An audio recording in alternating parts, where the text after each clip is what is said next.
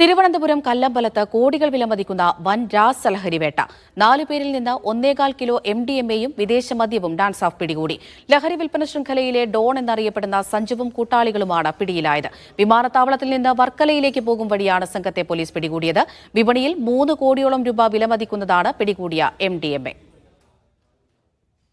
സമീപകാലത്തെ ഏറ്റവും വലിയ രാസലഹരി വേട്ടയാണ് തിരുവനന്തപുരം കല്ലമ്പലത്തേത്. വർക്കല സ്വദേശി സഞ്ജു, വലിയവള സ്വദേശി നന്ദു, ഉണ്ണിക്കണ്ണൻ, പ്രവീൺ എന്നിവരിൽ നിന്ന് 1.25 കിലോ MDMA-യും 17 ലിറ്റർ വിദേശ മദ്യവും പിടികൂടി. വിപണിയിൽ 3 കോടിയോളം രൂപ വിലമതിക്കുന്നതാണ് പിടികൂടിയ MDMA. മസ്കറ്റിൽ നിന്ന് തിരുവനന്തപുരം വിമാനത്താവളത്തിലെത്തിയ സഞ്ജു സുഹൃത്തുക്കൾക്കൊപ്പം വർക്കലയിലേക്ക് പോകും വഴി വാഹനം തടഞ്ഞു നിർത്തി ഡാൻസ് ഓഫ് സംഘം പ്രതികളെ പിടികൂടുകയായിരുന്നു. പ്രതികൾ കാറിലും പിന്നാലെ വന്ന പിക്കപ്പിൽ ഈന്തപ്പഴത്തിന്റെ ബോക്സിനുള്ളിൽ ഒളിപ്പിച്ച നിലയിലുമായിരുന്നു ലഹരി. സഞ്ജുവിന്റെ ലഹരി ഇടപാടിനെ കുറിച്ച് നേരത്തെ പോലീസിന് വിവരം ലഭിച്ചിരുന്നു.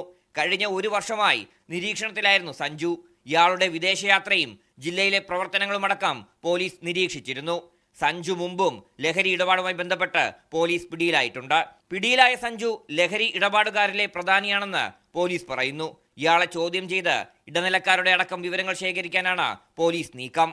മീഡിയ 1 തിരുവനന്തപുരം.